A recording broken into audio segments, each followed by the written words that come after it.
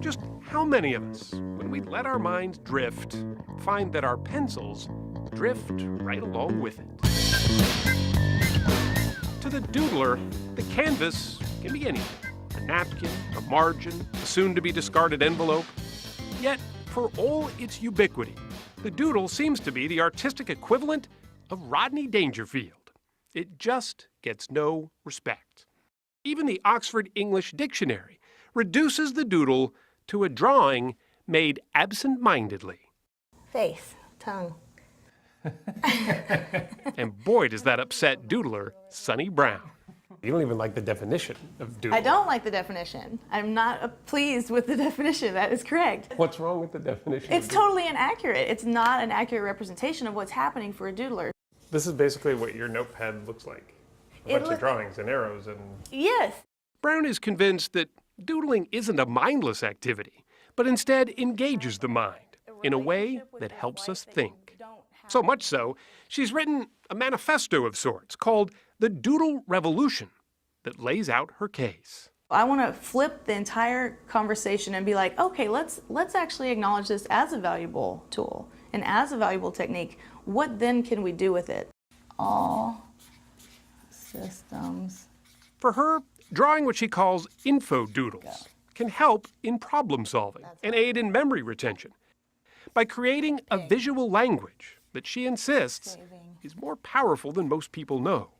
I've seen people tackling serious challenges and they inevitably go straight to the whiteboard or straight to the wall and start mapping it to have a more effective conversation.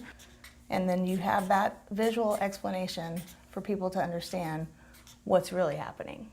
Her Austin-based consultancy, SB Inc., now offers doodling workshops. Her clients are major retailers and media companies who are starting to catch on.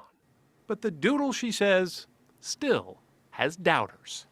There are skeptics everywhere. I encounter them all the time, and I love them. What do those critics say, though? I mean, if you come in and... Oh, they say all the usual stuff. They say, oh, it's a waste of time. Oh, it's mindless scratching. They say everything that you would expect them to say when you misunderstand and you underestimate something. Andrew Silton stopped underestimating the power of the doodle after he realized he'd been doing it most of his professional life. For me, it was definitely something more. I actually think it was rather important.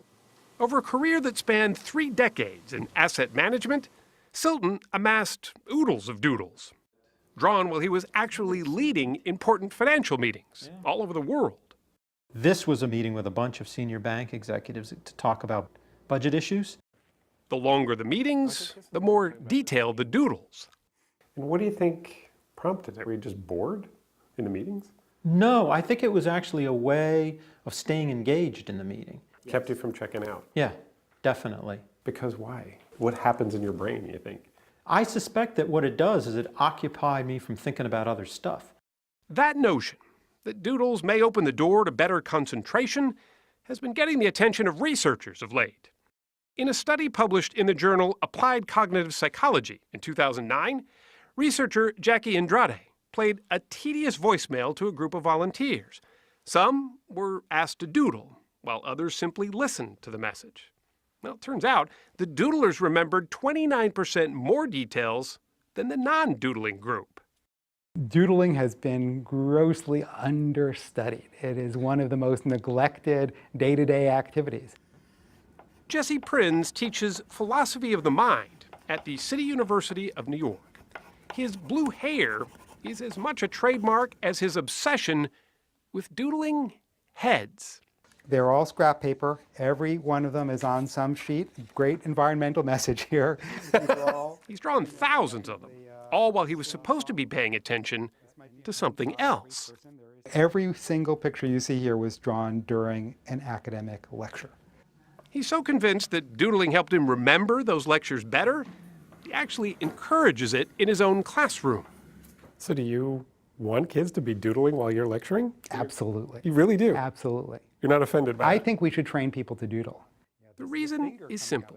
To his mind, doodling isn't just a distraction from boredom. It may actually keep us from daydreaming and zoning out altogether. Think about mindless drawing as a way to take all those things that distract you, all those subjects that you ruminate on, and clearing them away and opening this space where information can get in. Doodling is that sweet spot where it keeps you just attentive enough. Doodling is the attentional sweet spot.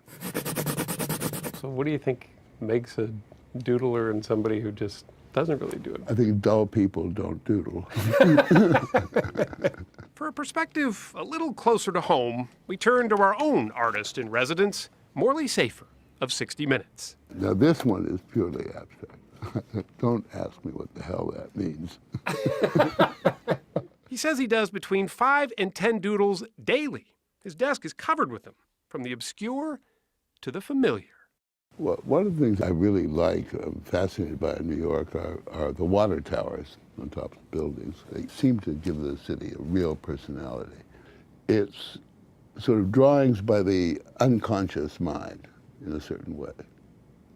It's where the hand kind of takes over. Does it serve some kind of purpose for you, you think?